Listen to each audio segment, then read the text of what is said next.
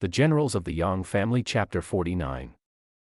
Today we are looking at a military text where magic acts as, well, heavy artillery, and the commanding generals are this elite squad of women operating completely rogue to dismantle a patriarchal empire. It's an incredible story. It's so good. We're examining a truly thrilling Chapter 49 of the classic Chinese saga, Generals of the Yang Family. Right. Now, to get you, the listener, oriented, we're dropping right into the middle of a super high-stakes military rescue mission. Yeah, the context here is crucial. The setup is basically this. Elite military commander named Yang Zongbao trapped deep behind enemy lines. He is stuck in this seemingly impenetrable encirclement called the Jinshan Cage. And we should probably clarify what the Jinshan Cage actually is. Please do, because it sounds like a literal metal box. Right, yeah, because the text assumes a level of familiarity with ancient military geography. It's not a literal metal cage, nor is it, a magical force field or something. Okay. Jinshan translates to Golden Mountain, so this is a geographical choke point.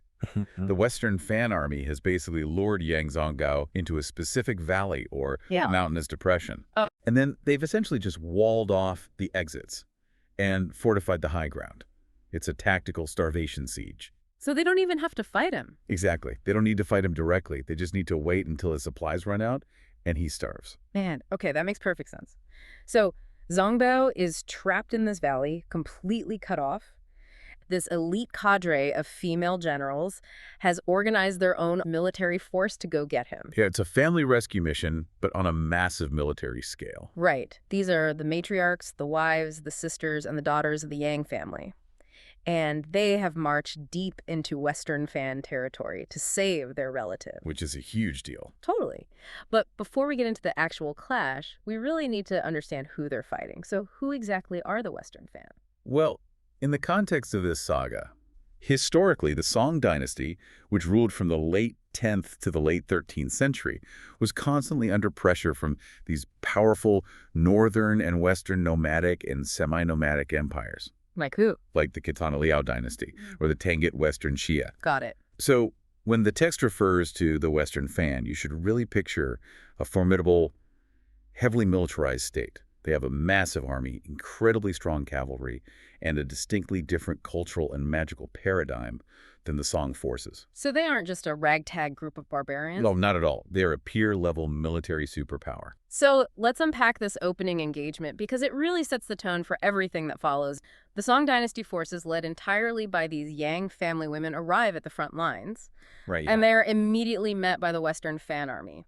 We get this incredibly cinematic one-on-one duel to start things off. I love this scene. It's so cool. One of the Yang women, Yang Nu, charges into combat against the Fan general, Bai Shengjiang, and she is dual-wielding swords. Which we need to pause on because that is a profound tactical statement. Really? Just the weapon choice? Yes. If you're a commanding general in the 11th century, or really any ancient battlefield, your primary weapon from horseback is almost always a polearm. Like a spear? A spear, a halberd, or maybe a guandao.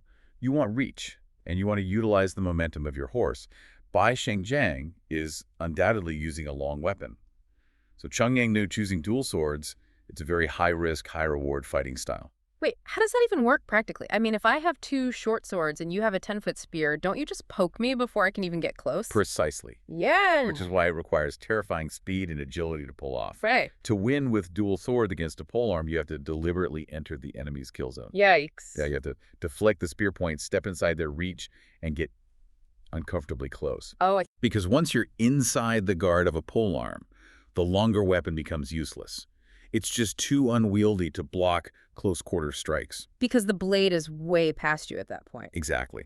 So by initiating the battle this way, Cheng Yang-nu is immediately establishing that the Song women aren't commanding from the safety of the rear, they are the vanguard, and they are fighting with this aggressive, almost hyper-violent intimacy. That is so intense, and it completely overwhelms him.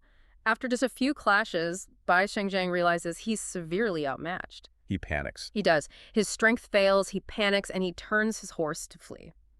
Now, seeing his comrade about to be cut down, another Fan general, Meng Jin, gets furious. Right, he's going to save his buddy. Yeah, he screams out that he'll capture her to avenge his brother-in-arms, and he charges in with heavy hammers to intercept Cheng Yang-nu. But he doesn't even make it to her. No, he doesn't. And this is where the narrative shifts from this romanticized chivalric dueling to just brutal clinical efficiency. It's so visceral. The text tells us that Mugaing, who is arguably the most famous and strategically brilliant of all the young women, is watching from the lines. She's just observing. Yeah. She sees Mengxian charging. She doesn't yell a warning. She doesn't, ride out to cross swords with him to defend her sister in arms. She simply draws her bow, takes aim, and shoots Mengxian straight through the heart. Boom. Done. Instantly drops dead from his horse. And the moment his body hits the dirt, Chan Yangnu catches up to the fleeing Bai Shengjiang and cuts him down with a single strike. Yeah. 2 commanding generals dead in a matter of seconds. It's a masterclass in economy of force. Yeah. But to really appreciate this, we have to talk about the physics of that bow shot. Oh, yeah, let's get into that. Because this isn't a modern hunting rifle with a telescopic sight.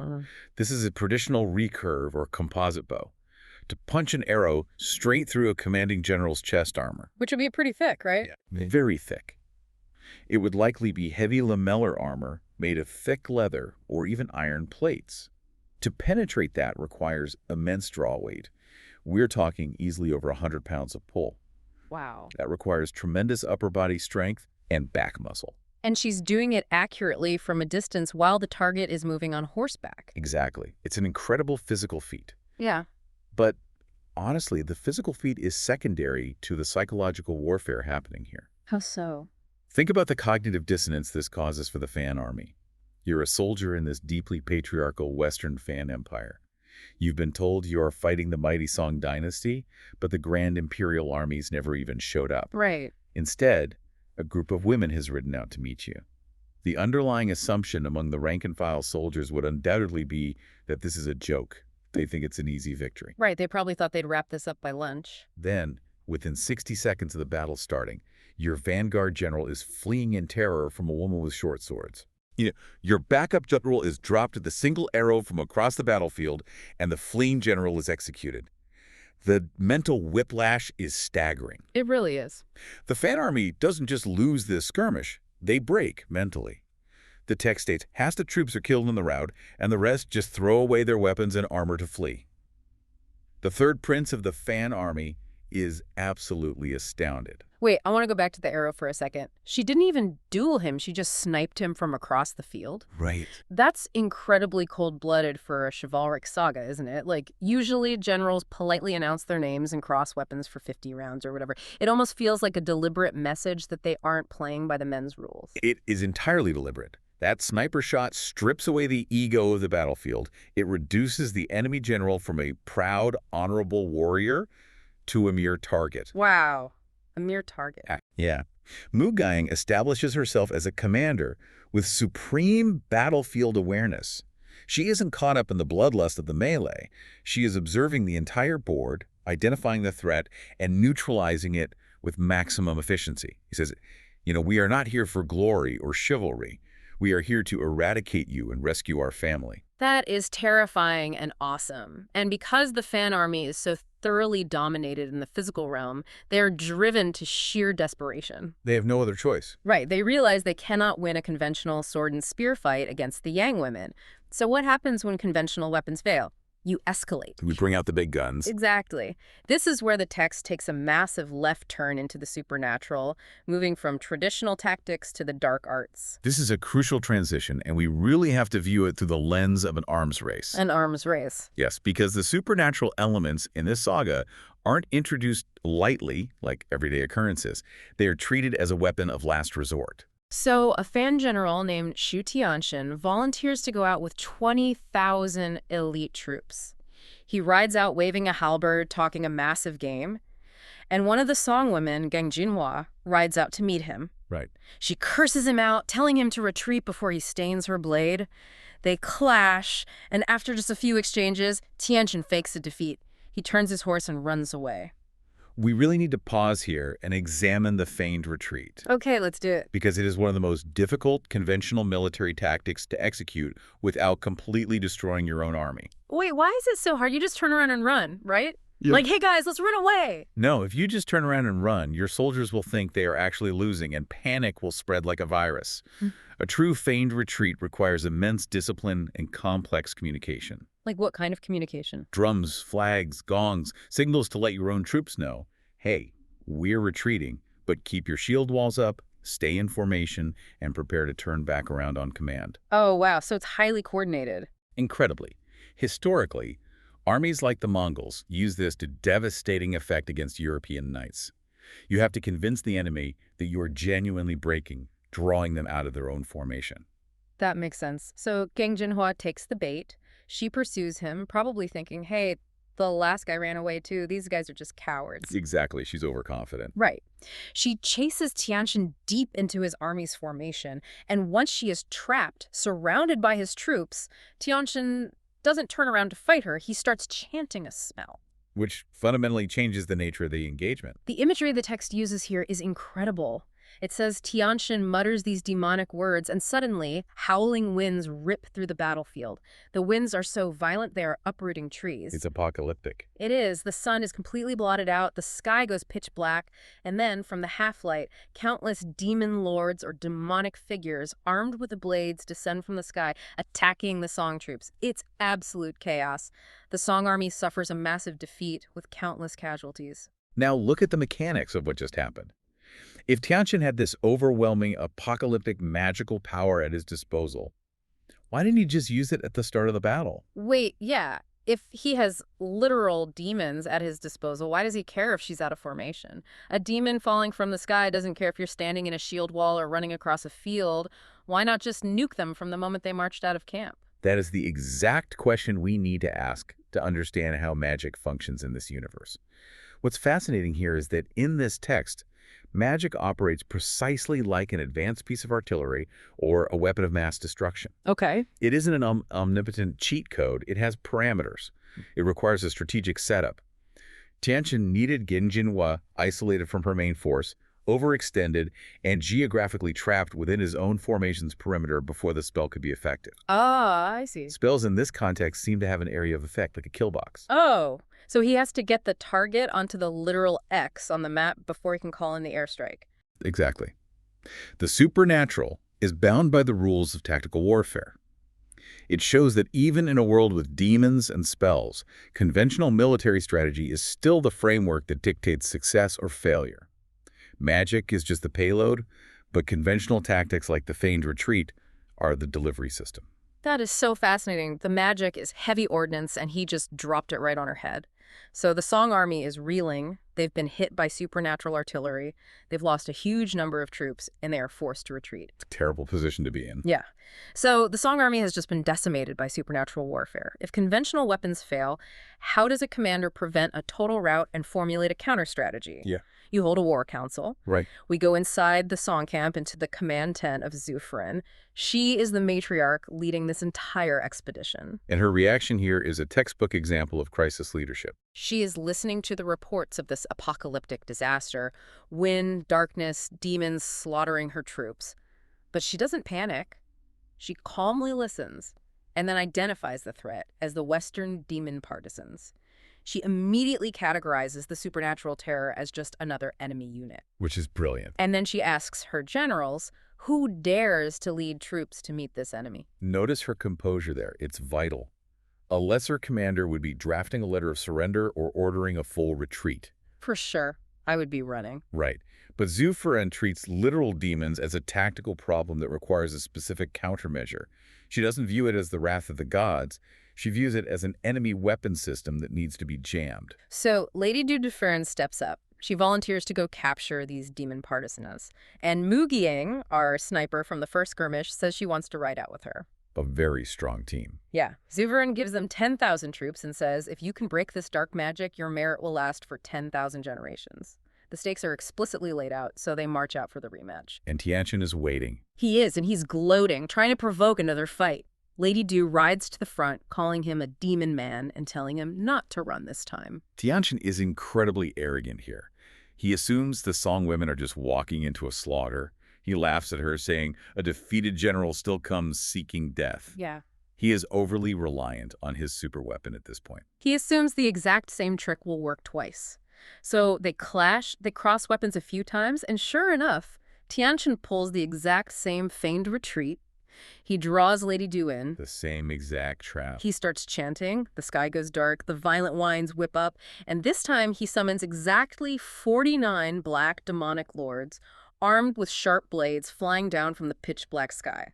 The song troops around Lady Du predictably start panicking. I mean, they remember what happened yesterday. But Lady Du doesn't panic. And the way she counters this requires us to delve into the theological and philosophical background of Taoist magic versus what the text calls demonic magic. Right, because she doesn't just summon her own demons to fight his demons. She gets angry. She looks at this nightmare unfolding and yells, "Your evil magic is only good for scaring others. You dare to show off in front of me." Which is such a great line. It's amazing. And then she recites the secret spell of the Nine Hua Immortal.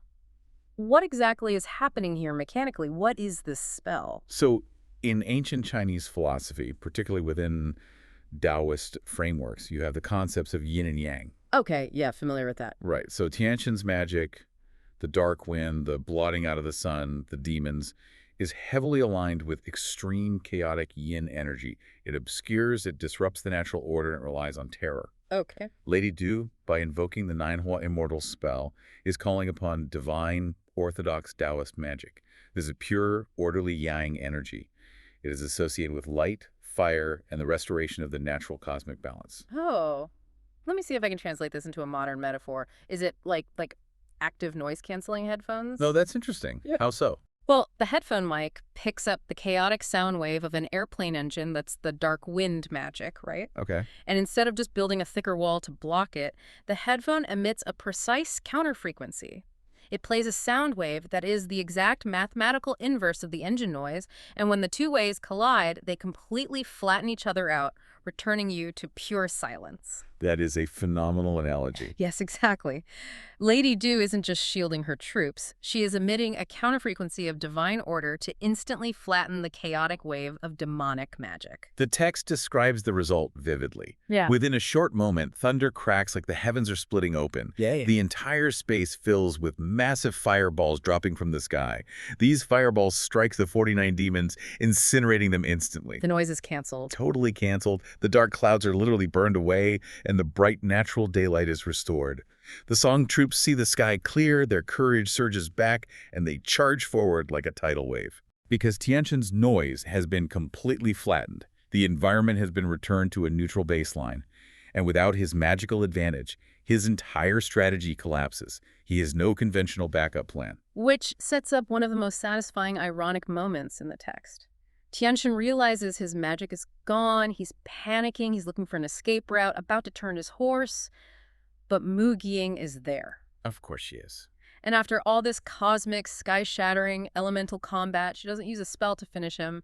She throws a physical flying knife that strikes him right in the neck. Brutal. He drops dead in the middle of his own formation. The fan troops are subsequently massacred. It is the perfect punctuation mark to the scene. Once the magic is canceled out, the battlefield snaps violently back to physical reality. And in the physical realm of pure martial skill, Mu Ying's lethal precision is unmatched. It grounds the fantasy so perfectly. I mean, you can have all the wind demons you want, but at the end of the day, a sharp piece of steel to the jugular is going to end the conversation. Yeah, physics always wins eventually. So true. And with Tianshan dead, the fan army is entirely out of supernatural tricks. The magical arms race has resulted in a decisive victory for the Song women. So what is a massive army to do when their superweapons are neutralized? They have to rely on brute force. Right. Back to basics. The fan commanders decide to throw all their remaining forces, 5 entire camps, into one massive, all-out conventional assault to crush the Song women under sheer numbers. Which brings us to the strategic pinnacle of the chapter. Because to defeat an army that vastly outnumbers you, you cannot just fight harder. You have to fight exponentially smarter. Right. This is where Xiao Fern elevates from a calm crisis manager to a grand strategic mastermind. I want to walk through how she handles this, because she calls a war council and lays out a brilliantly complicated battle plan. It's not a simple flanking maneuver. It's a multi-stage, synchronized operation. Let's break down the mechanics of her strategy, piece by piece. Sounds good. The first thing she does is address the core objective, the rescue of Yang Zongbao. Before any troops march against the Fan army, Zhu Furen sends a commander named Liu Qing to sneak into the Jinshan cage. Wait, how does he just sneak into a besieged valley surrounded by an army? That sounds impossible. The text implies a covert infiltration, likely moving at night, utilizing the rugged terrain of the mountains that form the cage. The Fan army is focused outward, preparing for the massive assault. Oh, so they're looking the wrong way. Right, so Liu Qing bypasses the main siege lines to reach Zongbao with a critical message. When the battle starts, Zongbao needs to break out from the inside. Wow. This is a crucial strategic shift. Zhu Furen is transforming the rescue target from a passive victim waiting for salvation into an active participant in a massive pincer movement. That's brilliant. She's weaponizing the very people the enemy thought were neutralized. Okay, so the inside man is in place. Next, she needs to control where the battle happens. Yes, she needs to dictate the terrain. So she gives a general named Huang Qingnu 10,000 infantry troops. Her orders are to march out, engage the massive Fan army head-on, and then execute a feigned retreat, drawing the enemy all the way back to the walls of Shangsu City. We discussed the difficulty of the feigned retreat earlier, but notice her troop selection here.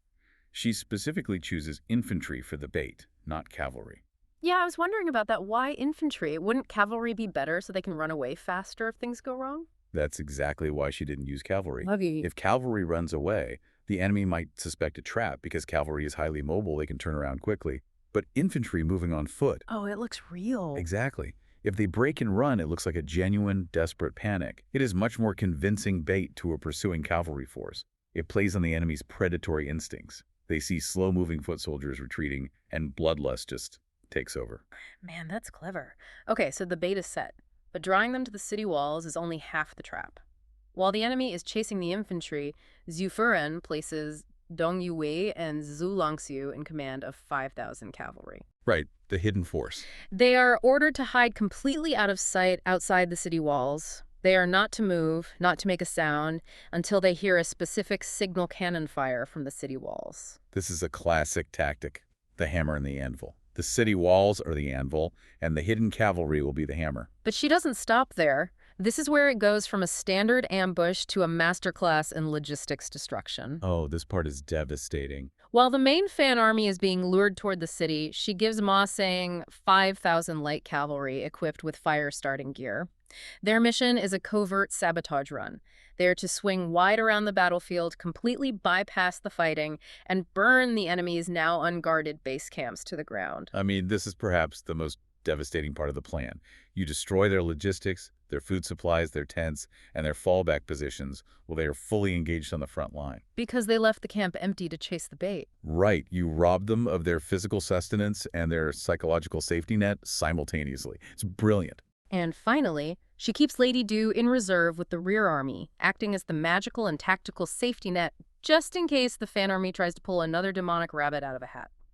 If we look at this from a military history perspective, Zhu Furen is synthesizing infantry tactics, heavy cavalry shock tactics, light cavalry harassment, psychological manipulation, siege mechanics, and supernatural defense into a single, cohesive, time-sensitive operation. Which is insane to think about. Think about your own job for a second.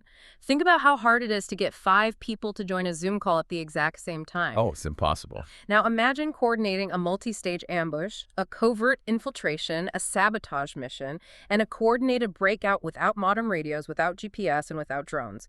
If the inside man attacks too early, he's slaughtered. Right. If the bait retreats too fast, the enemy doesn't follow. If the hitting cavalry charges before the signal cannon, the trap fails. Everything hinges on perfect timing and absolute trust in the commander's vision. It requires immense discipline. The troops have to trust that the signal cannon will fire precisely when it is supposed to. It is a symphony of violence, and Zhu Furen is conducting it flawlessly. So the morning comes, the drums sound, and it is time to execute. The Song army moves out. Huang Qiongnu, our bait, rides to the front. The Fan commander, a man named Yin Qi, comes out to meet her. And this guy represents the absolute raw, brute force of the Fan military. He's wielding a massive battle axe, screaming that he is going to wipe the Song women off the map. Yin Qi is the perfect mark for this trap. He is arrogant, aggressive, and highly confident in his massive numerical superiority. He isn't thinking strategically. He's thinking purely about the slaughter. perfect prey. So Huang Qianyu engages him briefly, holding her ground just long enough to make it look like a real fight, and then she breaks. She orders her infantry to retreat toward the city walls. Yin Qi, completely blinded by bloodlust and the prospect of an easy victory, doesn't even pause to consider his flanks. Not even for a second. He orders his entire massive army to pursue her recklessly toward the city walls. He marches right into the kill zone. The moment the Fan army is fully committed and in range of the walls, the trap snaps shut. The signal cannons boom. Instantly, Dong Yui and Zhu Langxiu's hidden cavalry units erupt from their hiding spots on both sides. 10,000 crossbows fire simultaneously into the Fan ranks from the walls and the flanks. It's a massacre. The Fan army is caught in a devastating crossfire. They're being crushed from three sides. The psychological whiplash here is fatal. Yin Qi goes from believing he is seconds away from total victory to realizing his army is being utterly annihilated. The panic is absolute. And while this massacre is happening at the walls, Ma Sang is executing the sabotage mission flawlessly. She has sneaked her light cavalry around to the rear of the Fan encampment, and the text notes a critical environmental detail here. A sudden east wind kicks up. Very lucky wind. Very lucky. She sets the fires, and the wind immediately fans the flames, turning the massive Fan camps into a towering inferno. The sky fills with thick black smoke. The third prince of the Fan army, who is holding the rear, sees his entire base camp burning, completely loses his nerve, abandons his troops, and flees for his life. Notice how the author handles the elements here, though. This isn't magical wind. This is environmental opportunism. Oh, right. It's just normal wind. Yeah, Ma Sang recognizes the shift in the weather and exploits it. She uses the natural wind to turn a tactical strike into a catastrophic, unstoppable blaze. The Fan army is dissolving. But Yin Qi, the guy with the massive axe, realizes he is trapped. His camp is burning, his troops are dying, and he is out of options. Driven completely mad by desperation, he reaches into his robes and pulls out a magical artifact called the Beast Tablet. Once again, we see the supernatural deployed only when conventional physical dominance has failed. He strikes the tablet. A deafening explosion rocks the battlefield. A thick, suffocating black mist rolls over the ground, and pouring out of this mist is a literal horde of wild beasts. Literal beasts. Wolves, tigers, and leopards. They charge straight into the Song lines, ripping and tearing at the soldiers. The Song troops are terrified. The formation starts to buckle. This is a fascinating escalation. What do these beasts represent? In the context of a highly structured, organized battle plan, a horde of wild animals represents pure, unadulterated chaos. Right, you can't reason with a tiger. Exactly. Yin Qi cannot win militarily, so he is trying to introduce enough random chaos to break the Song army's discipline and create an opening for his escape. So it tests the resilience of Zhu Furen's plan. Can the safety net hold? It holds perfectly. Lady Du, who has been waiting patiently in the rear guard precisely for this kind of supernatural nonsense, sees the beast. She steps up. She immediately recites her true words. Fire rains down from the sky. And the poetic imagery used here is beautiful. The text says the divine fire scatters the ferocious beasts and the panicking Fan troops, like a sweeping wind clearing away dead leaves in the frost. That is beautiful writing. It's effortless. The ultimate counter to chaos is purifying fire. Lady Du cleanses the battlefield. Right. She removes the supernatural variable, once again restoring the physical reality, so the final decisive blow can be struck by conventional means. And what a final blow it is. Yin Qi, his army gone, his magic beasts incinerated, is desperately trying to chop his way out of the encirclement. He's fighting for his life, swinging his axe wildly. But from the chaos, another Yang woman, Yang Qiju, has quietly drawn her bow. Pretty. She tracks him through the melee. She fires a single arrow. It hits Yin Qi directly in his left eye. He falls from his horse, dead. We really have to highlight this recurring literary choice by the author. We just witnessed a horde of magical tigers fighting a rain of divine heavenly fire. We're operating on the scale of myth and legend here. And how does the enemy general finally die? An arrow straight through the eyeball. Exactly. The grand, cosmic, magical gestures are consistently, almost brutally, punctuated by precise, mundane physical violence. The magic changes the environment, but it's the cold, hard, unromantic skill of the archer that actually wins the war. It's such a great juxtaposition. And right as Yin Qi's body hits the ground, the final piece of the puzzle clicks into place. Yang Zongbao, who got the message from the inside man, sees the fires and hears the chaos. He breaks out of the Jinshan cage with his troops, attacking the shattered Fan army from the rear. The pincer closes. The Fan troops are completely slaughtered. The text notes that bodies covered the fields and blood flowed like rivers. The Yang women capture countless horses and weapons. It is a total, flawless, overwhelming victory. Which naturally brings us to the aftermath. The battle is won, the dust is settling, the fires are burning out. But as is so often the case in military history, the end of the combat is merely the beginning of the political fallout. Oh, yeah. The family reunion happens right there on the blood-soaked battlefield. Zongbao rides up, meets his aunts, his sisters-in-law, all these women who just orchestrated an absolute masterpiece of destruction to save him. He bows to them, openly acknowledging that without their unified effort, he and his men would have starved or been slaughtered. A very humbling moment for him. For sure. And then Zhao Fern drops what I consider to be a massive political bombshell. The dialogue here is critical. We must look closely at her exact phrasing. Zongbao is thanking her profusely, and Zhao Fern replies, and I'm paraphrasing the translation here, she says, "The emperor knew his subject was trapped, but he sent no one to rescue you. The matriarch was sick with worry all day. We had no choice but to come and save you ourselves. We didn't expect to completely annihilate the enemy army." The women didn't ride out seeking glory. They rode out because the men in charge were incompetent, and it was a necessity for survival. And because the state failed, the women had to step in. Mm-hmm. But here's where the narrative shifts from a desperate rescue mission to a highly controversial rogue operation. Right. Zongbao looks around at the devastation. The Fan army is functionally erased from the map. He turns to the women and says, "Opportunities like this don't come twice. The Fan capital, Lianzhou, is only a few days away. Their army is gone. We should ride this momentum, invade their territory, and capture their king." We must remember they were absolutely not ordered to do this. They have zero imperial mandate to invade a sovereign nation. Zongbao knows this, so he asks Zhu Furen for permission. And her response is staggering. She says, "A general in the field can ignore imperial orders.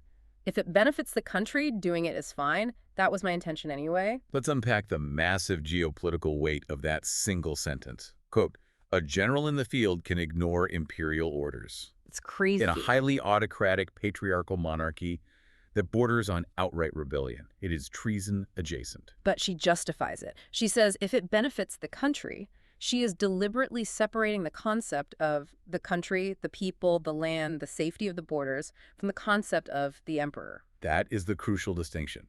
She is implying that the emperor's orders, or his cowardice and lack of orders, are no longer aligned with the best interests of the nation. Therefore, she, as a highly competent, victorious commander on the ground, has the moral and strategic authority to bypass the throne entirely. They are operating as a completely rogue, autonomous military force. They are making grand strategic decisions, launching foreign invasions, and redrawing geopolitical maps without the emperor's consent.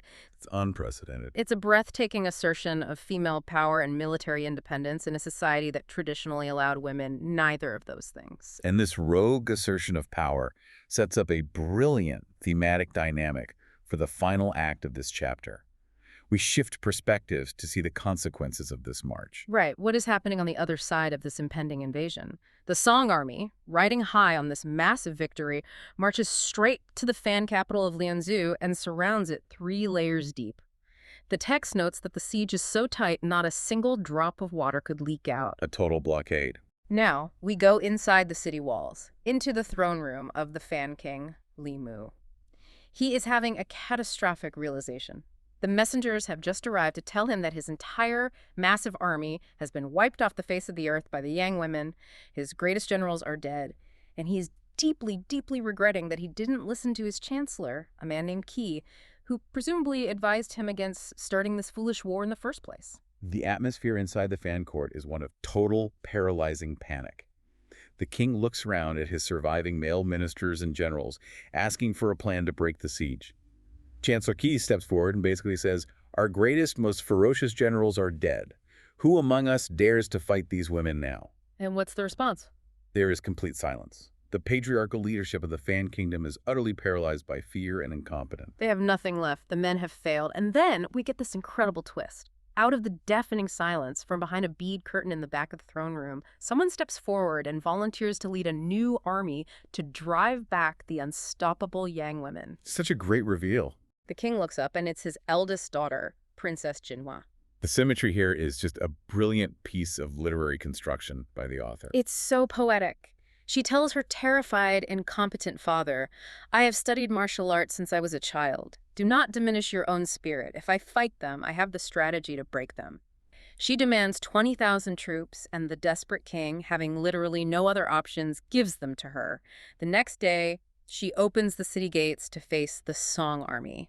Think about the mirror image the author has constructed here. Yeah. On the Song side, the patriarchal empire, the emperor, forcing the incredibly capable Song women to step up, take command, and clean up his mess. Right. Now, on the Fan side, the patriarchal kingdoms of the king and his male generals have completely failed through arrogance and poor planning, and it is a Fan princess who must step out from behind the curtain to try and save her collapsing nation.